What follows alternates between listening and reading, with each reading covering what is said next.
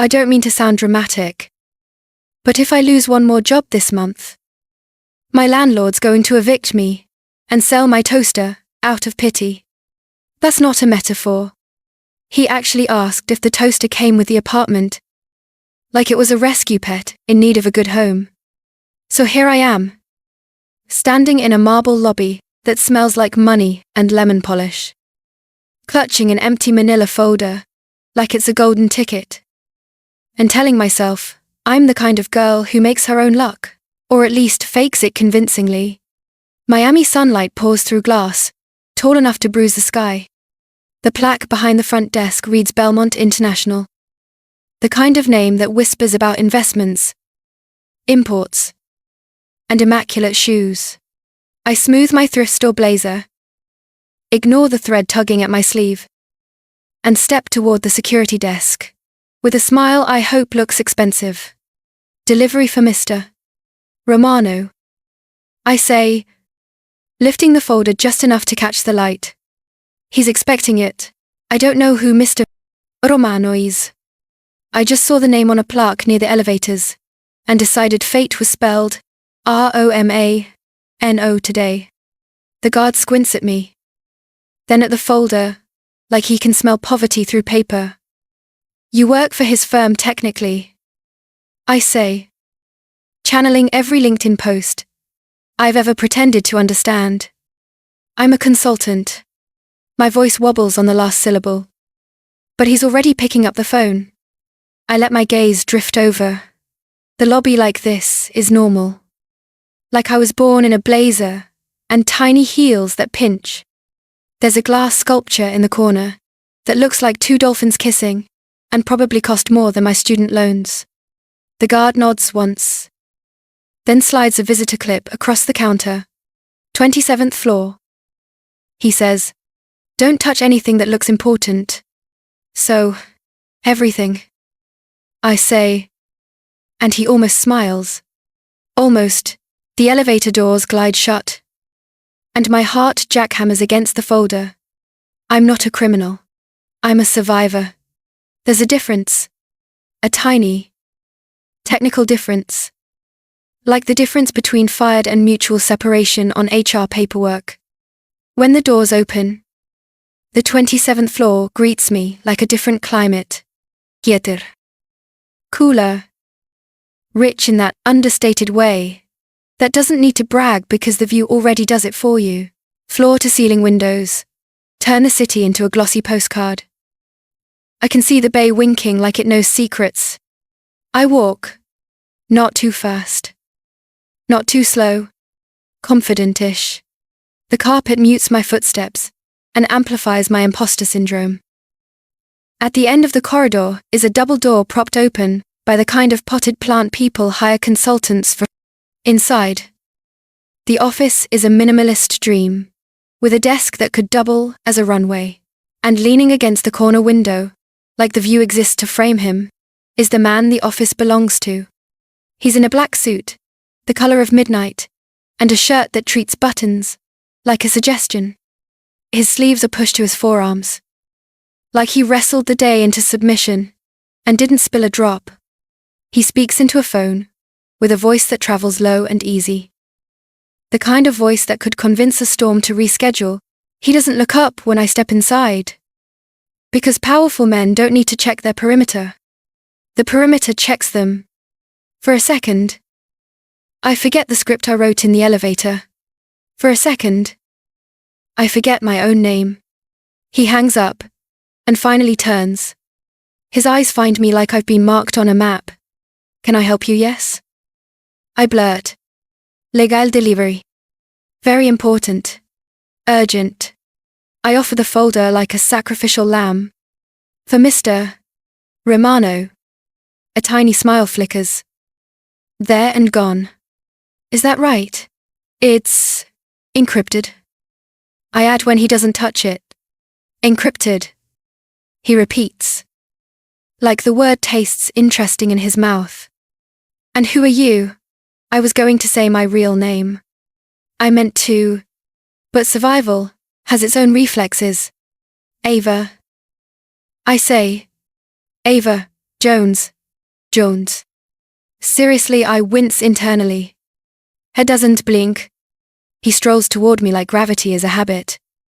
Then stops just close enough that I catch the scent of something clean and expensive.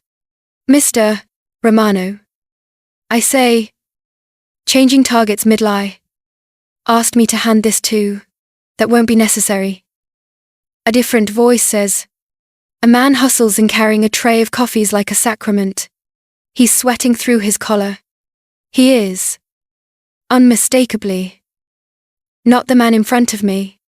He is also, unmistakably, Mr.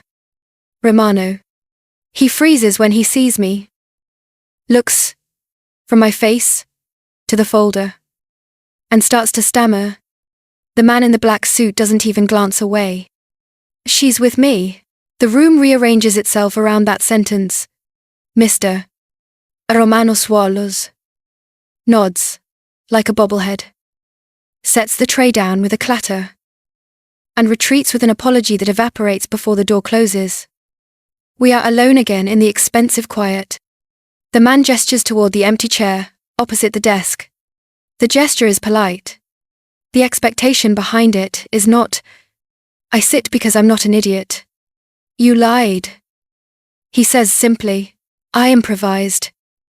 I say, trying on a smile that says charming instead of chaotic. It's adjacent to lying. He nods once, amused. And what are you improvising? Your way toward Ava Jones.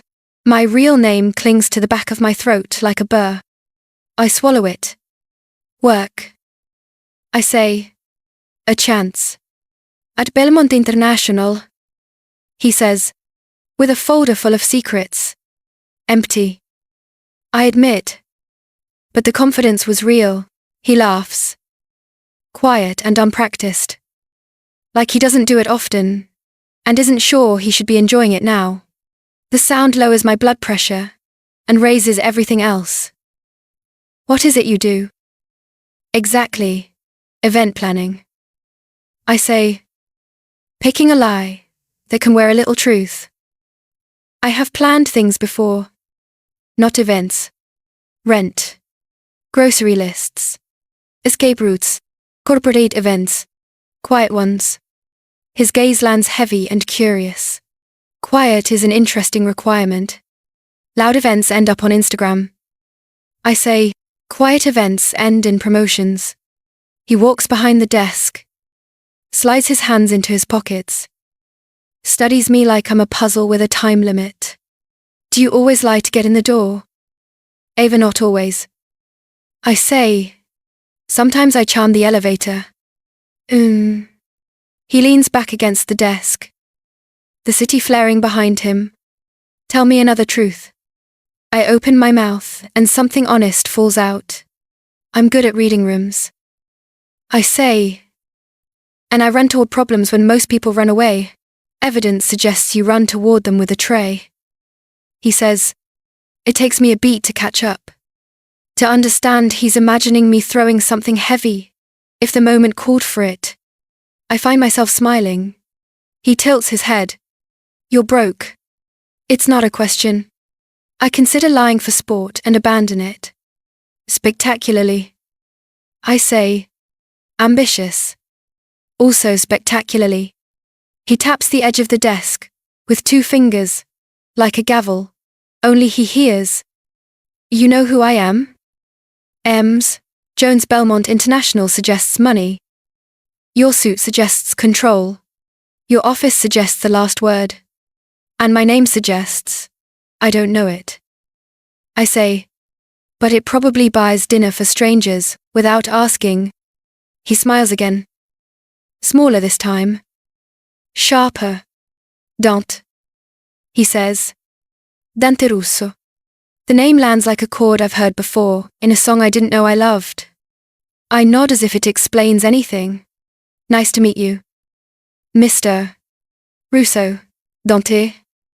He corrects. And somehow the correction isn't casual. It feels like stepping into a circle someone drew around the two of us. I can make myself useful. I say. The words outpacing fear. Guest lists. Vendors. Logistics. I'm fast. I'm discreet. I learn while I sprint. And when you're caught lying, I pivot.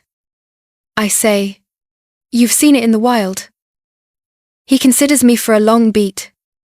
And I feel something inside the moment tilt. Like a coin landing upright, he reaches for the desk phone, presses one button, and speaks without looking away from me. Cancel the next 2 interviews. There's a pause on the other end. Someone confused about realities. Effective immediately. He adds. I've found my assistant. My mouth opens. Then closes around the usual objections. I didn't apply. I'm not qualified.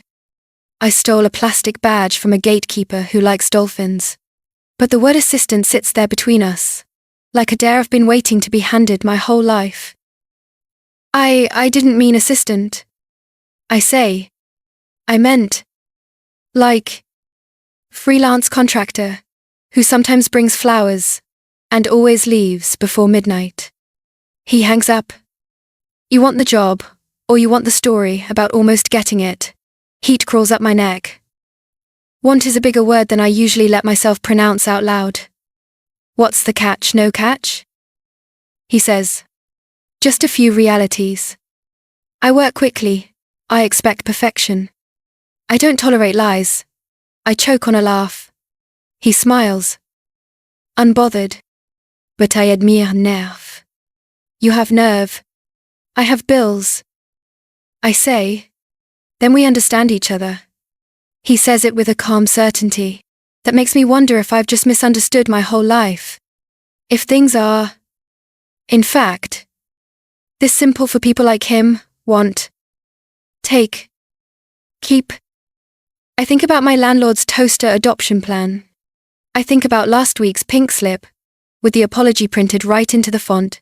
I think about the way he stepped between me and a mess he didn't have to own by saying, she's with me. What do you pay an assistant who breaks into your office with a manila folder? And audacity, I ask. 6 figures. He says, like he's commenting on the weather. Car included. I blink. Like American dollars.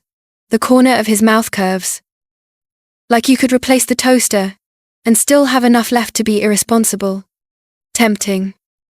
I say, and it comes out breathless, but I'm not exactly qualified. He offers certified.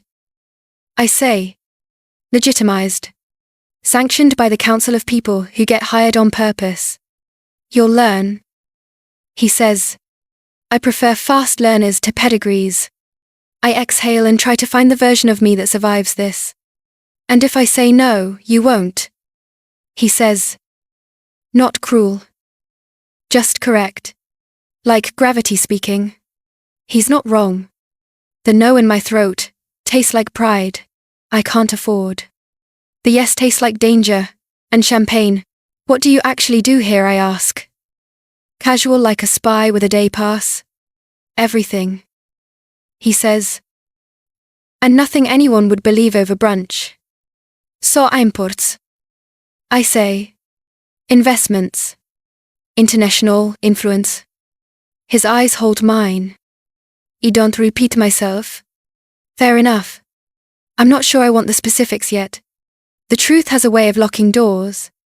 Lies, on the other hand, leave them cracked for a breeze. I nod once. Okay. Okay. He echoes. I'll take the job. I say. On one condition. His brow lifts. Already negotiating? I need a desk plant. I say. Something small, that doesn't die if you look at it wrong. We all deserve hope. He laughs again. And it sounds like an approving stamp. Done. Silence tucks itself around us. Not awkward. Not empty. Just full of the fact that my life changed. On a Tuesday. Because I told a story with enough conviction to make reality blink. He steps closer. And the part of me that knows how to be careful stirs. Yawns. Sits up. I ignore her. One more thing. He says. Your last name. I stiffen. Then soften. Court. Jones. I say again. The lie clatters a little this time. His gaze slips over my face like a thumb over a secret. Right. He says. And lets it go like a coin. He can pick up later. He gestures toward the door. And for a split second, I see the rest of it. 2. The hallways where men in suits nod without questions. The emails I'll send with perfectly weighted words. The SUV I'll slide into next to a man who makes rules and rearranges rooms with a sentence. I see the way my mother's voice will sound when I call and pretend the good news is simpler than it is. I see a future I can almost reach if I keep my balance on the edge of a story that isn't entirely mine. I stand, my knees remember, they're attached to a person with circulation. I hug the empty folder to my chest like a souvenir from a museum I accidentally moved into.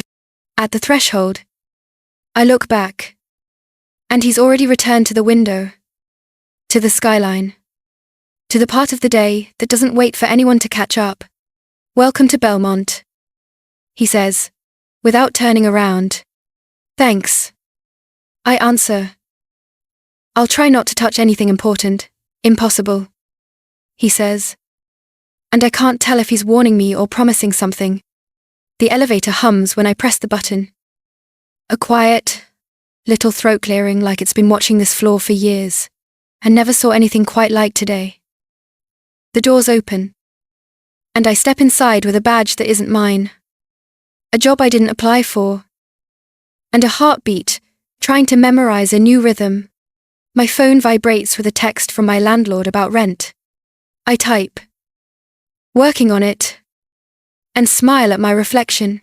She looks like someone who believes she belongs here. She looks like someone who lies well enough to tell the truth later. When the doors close, my face disappears, and all that's left is the feeling of a precipice, and a pair of eyes that made me forget I was supposed to fall. I'm not sure if I've just been hired, rescued, or rearranged. I only know the line I whispered to myself in the lobby still hangs in the air. Stubborn and bright, I make my own luck. And today, luck has a name, Dante Russo. I learn the rhythm of the 27th floor, the way you learn a new language, by pretending you've always spoken it. Coffee appears before questions. Meetings move like weather fronts across the calendar. Men in suits orbit Dante's office, with edges pressed and voices lowered. And I collect their names.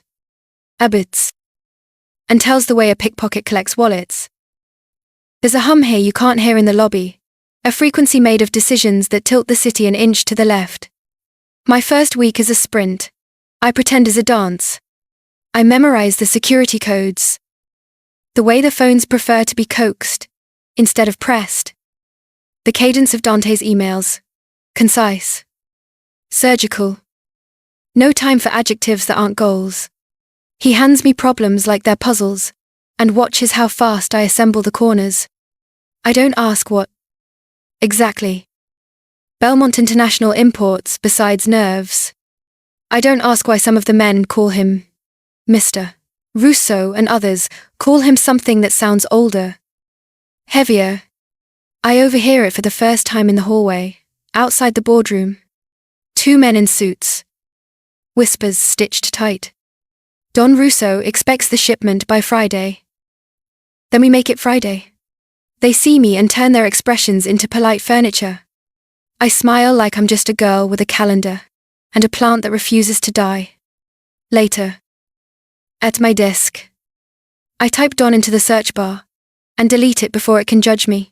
The word feels like a door handle that burns when you touch it. If this is a game, Dante's the board and the rules and the final move. He moves through the office like a rumor that can answer itself. People stop fidgeting when he steps into a room. He never raises his voice. He doesn't have to. When he looks at you, he lands the full weight of his attention on your spine. And you stand straighter, without knowing why. With me, The temperature shifts.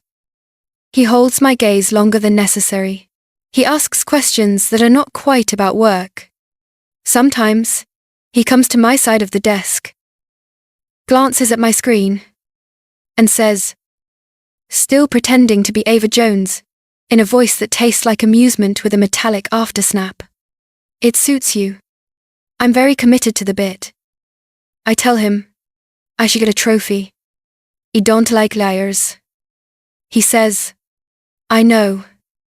I say, smiling because it's expected, and because I'm starting to enjoy, not giving him exactly what he wants. But you might make an exception. He lets the silence breathe between us. Then I might.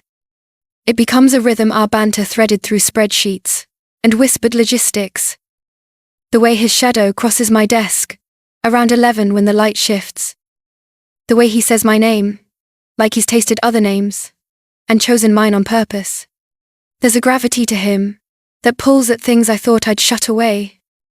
The more I learn, the more carefully I pace my feet. On Thursday, he tells me we're leaving the city. We have a weekend event, he says, as if he's talking about patio lights and appetizers. You'll handle logistics. Guest list. Discretion. Discretion is my middle name. I say, well, not legally. But it could be. He looks at me like he's cataloguing every deflection and saving it for later. Pack for sun, he says. And quiet.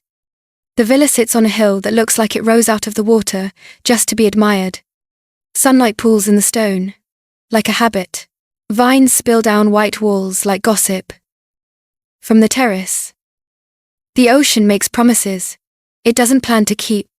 There is an ease to the place that feels intentional, like power laid out on a blanket to tan. We walk the grounds while I pretend the clipboard in my hand is an armor I earned.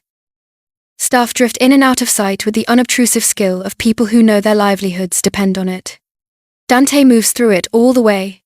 He moves through everything measured, assured, like nothing has ever happened to him unexpectedly. What kind of event, I ask? Writing notes that look professional, and are mostly for show. Business, he says. Schauenswage. Vague is safer. For who? For everyone. We pause beneath a trellis, where the light filters through leaves, and paints his shirt in a softer color than black. He watches me watch the sea. You're quiet, he says. I'm counting exits. I say, it helps me relax. He smiles. An increasingly rare and private thing. You don't like being owned. He says, no one does. I say, meeting his eyes, you don't own people. Don't. No. He takes one step closer. But I protect what's mine. I should step back. I should laugh it off. Instead, something under my ribs leans in. That's not the same thing. It is to me. We hold there, suspended between the breeze and the fact of us. There's the sound of staff in the distance. A tray clinking. A door saying closed. His gaze doesn't move.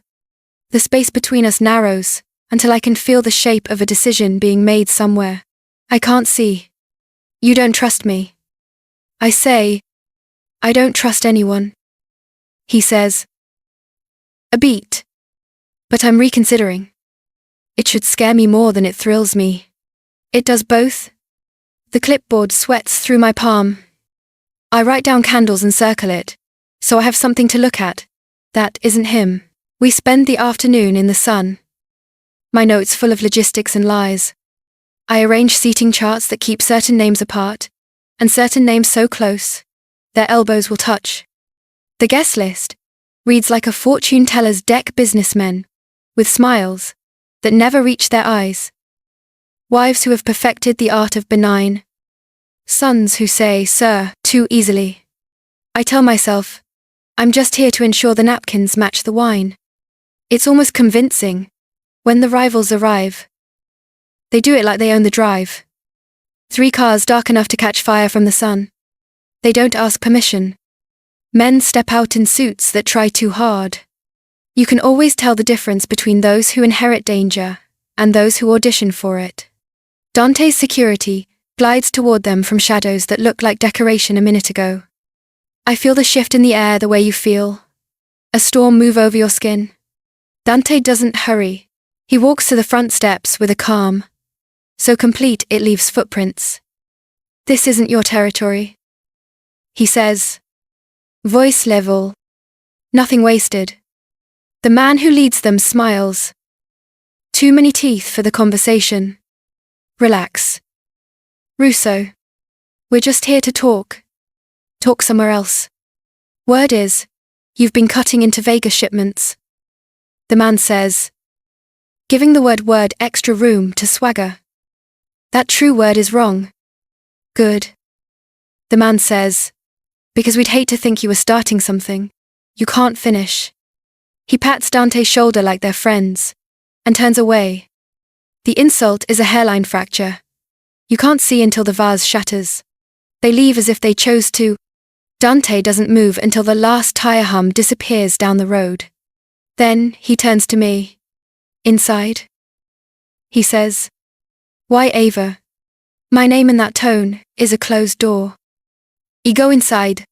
In the cool of the living room. I stand with my back to a window that makes everything outside look like a painting. I can feel the house listening. Walls stretching for the next sound.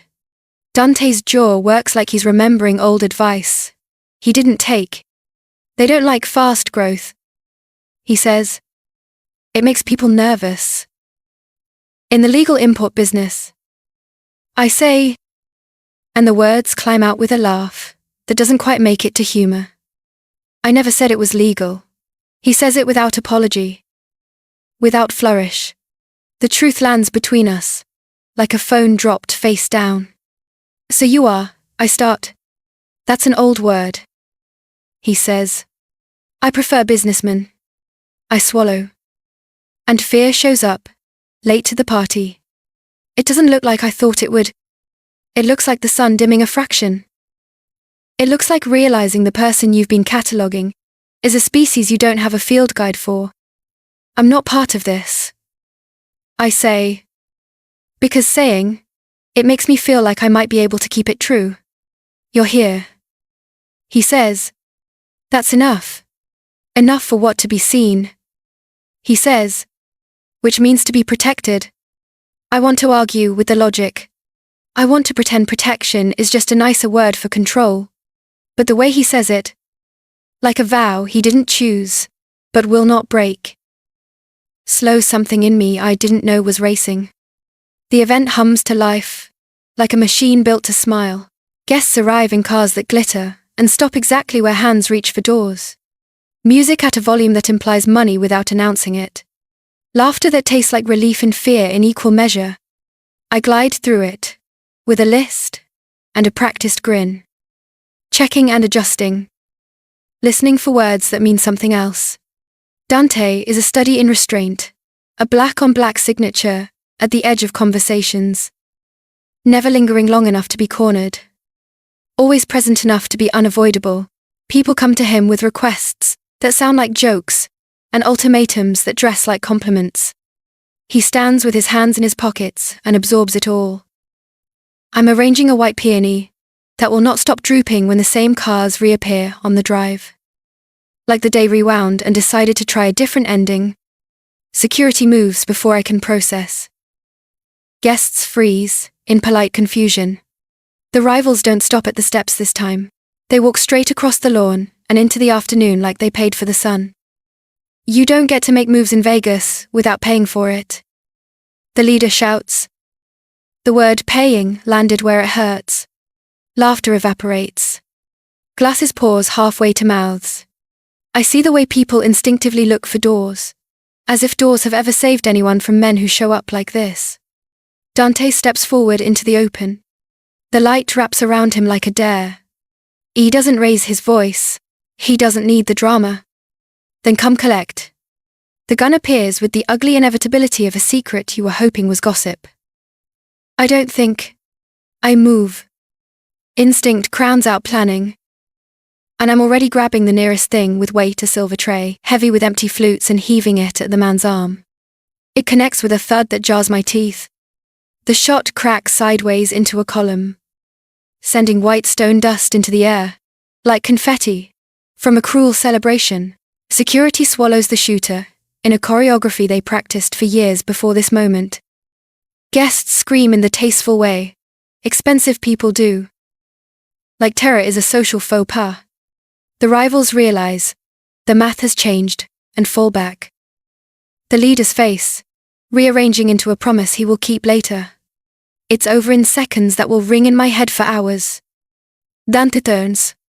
There's dust in his hair, and a line across his cheek, made by an accusation of stone. He crosses the distance between us, faster than gravity should allow. He grabs my wrist. Not hard, but with the authority of someone who just watched the alternate ending, where my blood stains his grass. You could have been killed, he says.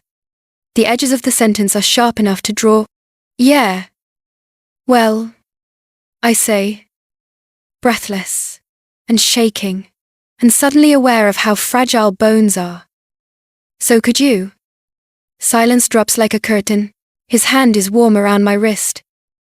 The rhythm of his pulse, louder than the music restarting somewhere behind us. He looks down at our hands as if they wrote a contract while we were busy. When he looks up, his eyes are not calm.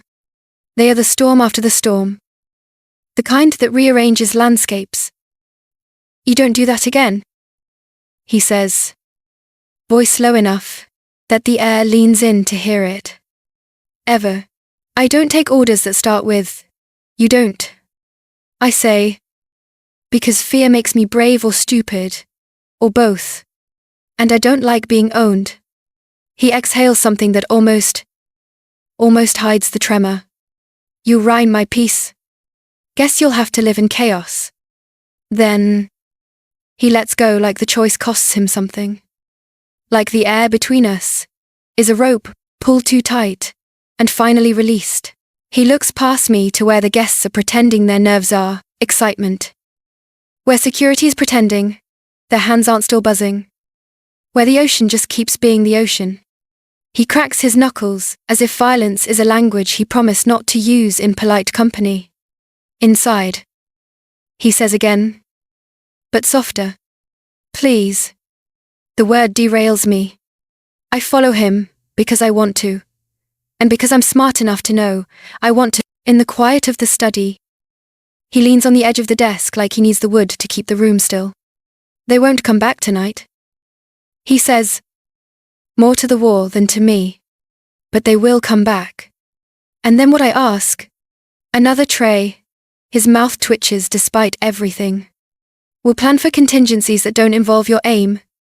I have excellent aim. I'm aware. He says, and there's something like pride, hiding in the exhaustion. You think this is a game? He adds, it isn't. I don't think it's a game. I say, I think it's a life you're pretending is easier than it is. He studies me like he's trying to memorize a conversation he'll need later. You know who I am? Then, I know enough. I say, I know what they called you. Don Russo. The old word settles in the air between us. He doesn't flinch. Names, he says, are tools. So is fear. And loyalty, he says. And history. And the kind of love that makes men stupid. My heart trips over that last one. The study feels smaller all of a sudden. The window's too wide for the size of what just entered the room. I steady myself with a breath I don't realize is audible until his gaze sharpens. You're shaking, he says. I threw a tray at a man with a gun. I say, it finally caught up. He steps closer. Stops before he can make it worse or better. You did that for me. I did that because I like my employer alive. I say, and because I'm tired of running. He nods once. Like my honesty completes a puzzle. Only he was working on. He looks at my wrist. At the faint outline of his fingers there.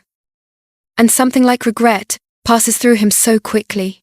You'd miss it if you weren't watching him like a habit. We'll move the guests back to the city. He says. We'll finish what needs finishing elsewhere. And me. You stay where I can see you. You mean where you can control me?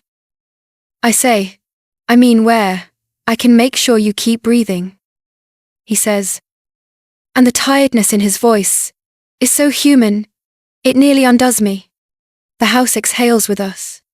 Somewhere, a cork pops like normalcy, trying to stage a comeback. I think about the line I threw at him outside. About chaos and peace. About the way he said, "You ruin my peace," like it was both an accusation and a confession. I think about the word Don. How it used to belong to movies, and now belongs to the man who bought me a desk plant, and said my name like he was promising to remember it. By the time the sun tilts toward the horizon, and the staff erases evidence that something uninvited tried to live here, my heartbeat has learned a new tempo. I look out at the water, and see how the light fractures into pieces. The eye insists are whole. I think that maybe that's what this is, a life made of fragments that look complete, if you stand far enough away. When I turn back, Dante's at the doorway, backlit by evening. Edges softened. Eyes not. You'll sleep in the guest room. He says. I don't sleep when I'm locked in. I say. You don't like being told anything. He says. The smallest smile returning as if it missed us. Then stop telling me things and start asking. He nods slowly. As if filing away the instruction for a future, he refuses to admit he's planning. Will you stay where it's safe? Ava, he asks. I hold his gaze. I'll stay where I choose. For a second, the world decides not to breathe, just to see what we'll do. Then he tips his head. Not quitte surrender. Not quitte victory. Then choose wisely. The night gathers itself around the villa. And somewhere in the dark beyond the gates, a man who smiled too wide makes a phone call he shouldn't. I can feel the next act coil. Waiting. But for now, there is only this, the taste of fear fading to resolve. The memory of his hand on my wrist, like an oath, he didn't mean to swear. The knowledge that I've stepped over a line, I can't unsee. Our connection is no longer a theory. It has teeth. And it has survived its first test. And whatever I was pretending not to know about Dante Russo, I know now.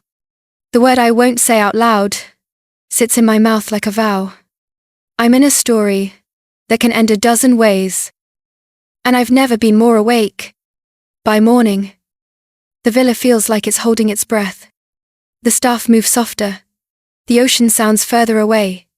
I find Dante in the study, the only room in the house where the sunlight behaves. He's standing by the window with his jacket off and his sleeves rolled. The way men dress when they want to look calm while preparing for a storm. Somewhere between last night and this minute, I decided I'm done pretending not to know. You're Mafia, I say. He doesn't flinch. That's an old word. He says, I prefer businessman. The calm in his voice is a bridge I refuse to cross. You can rename a hurricane. It still tears roofs off. I hear my heartbeat inside the sentence, like a trapped bird. He turns, and there's no charm left to soften it. You want me to say it? He says, fine. Say it yourself. I just did. My hands won't stop moving. So I fold them together and squeeze. I can't stay in a house where people drive up to the lawn with guns, and you call it conversation. The flicker in his eyes is humorless. Last night was not conversation. It also wasn't normal. I say, not for me. Not for any of the versions of me I still recognize. He studies me for a long, difficult moment. Then he looks past me. The way he does when he decides to be honest. And it hurts. My father built this world with blood. He says, I was born into it. You don't quit this life. You survive it. The words land like a confession and a verdict. I think about my own inheritance, overdue notices. Cheap apartments with thin walls. The stubborn belief that hunger is temporary. If you keep your head up, it's not the same. It's not even in the same universe. You could have left, I say, and it sounds naive. The second it's out, you could have walked away. He shakes his head once. Men died when my father tried to leave. Men I loved. I watched that lesson until it branded me. I don't get to walk away. I only get to hold the line, so it doesn't swallow what's left. And I'm what's left, I ask. Softer than I mean to. His jaw tightens. You are the only part that feels like something other than duty. It doesn't excuse anything. It doesn't erase a single bad choice or clean a single stain. But I can taste how much of himself he chewed off to say it. The room shrinks to the space between us. Maybe I stay. I say, barely above a whisper. Because you make me forget how cold this world is. He exhales like a man who's been underwater too long, and suddenly finds a surface. He takes one step toward me. Then stops, like the ground is dangerous. You make me forget it too. He says, that's a problem. Why? Because forgetting gets people killed. We stand there. Two people with incompatible truths. Pretending if we hold each other's gaze long enough, one will bend into the other.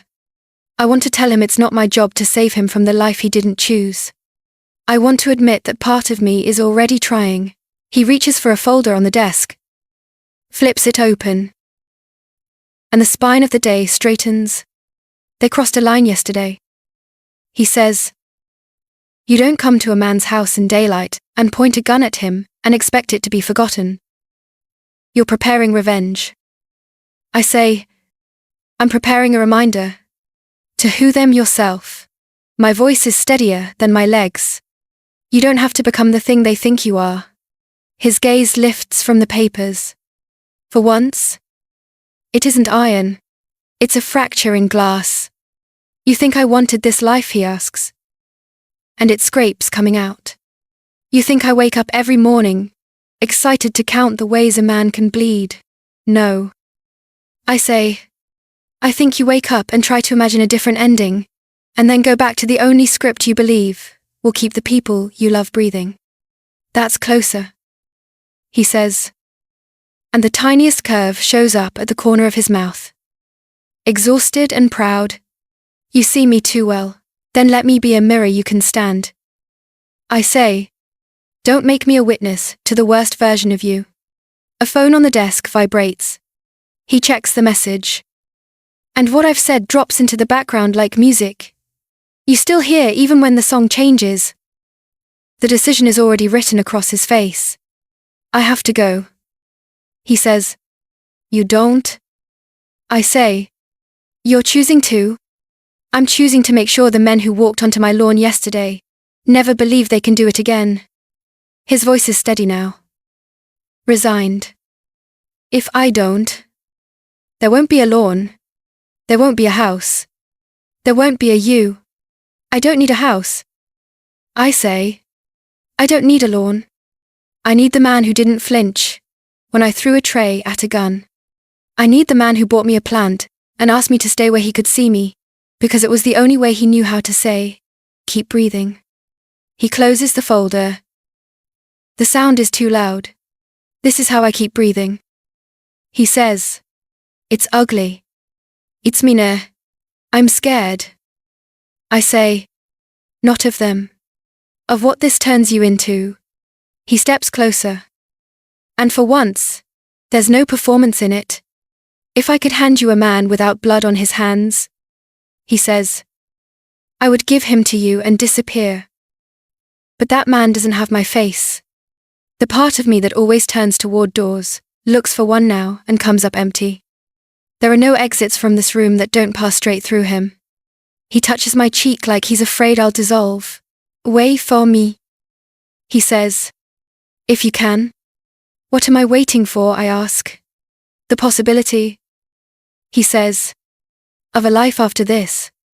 I want to say, I don't believe in that. I want to say, I only believe in receipts and rent, and the way sunlight looks when you're safe enough to notice it. Instead, I nod once. Don't make me regret it. When he leaves, the house feels abandoned by color. Voices come and go down the hall. Engines start outside with a disciplined fury. I pace the length of the terrace, until the path remembers my footsteps. Fear doesn't arrive like a scream. It arrives like the gradual turning down of a dimmer switch, until even the sea looks like it's been taught to keep secrets. I try to text jokes to no one. I try to make coffee and forget to drink it. I stand in front of every window and see nothing but my reflection, looking back like a ghost who hasn't chosen where to haunt. Time stretches and snaps. The minutes stack into a tower I don't trust. I rehearse things I'll say if he doesn't come back. Lines with edges I can hold when the floor opens. I resent myself for practicing grief. I resent him for making me good at it. Somewhere in the distance, a flock of birds lifts like confetti, thrown by weather. Somewhere closer, a car door slams like a final answer. Then tires claw the gravel, and the sound reaches me before my body is willing to translate it. I'm already moving when the SUV slides to a stop. He steps out with his shirt torn, and his lips split, and a smile that doesn't belong to victory so much as relief. I run because walking is for people who haven't been counting their own breath. I collide with him, and he catches me like a man who is trained for this. Like the only promise he knows how to keep is not dropping what is placed in his arms. He smells like metal and heat, and the kind of adrenaline that remembers. It's human. It's over, he says into my hair. They're gone. Are you? I'm fine, he says, which is a lie, but not the kind that matters. He pulls back, and I see the bruise flowering along his jaw, like a warning. The skin decided to paint. His hand finds my cheek again, thumb brushing in a circle that makes my knees consider giving up. You still going to lie to me?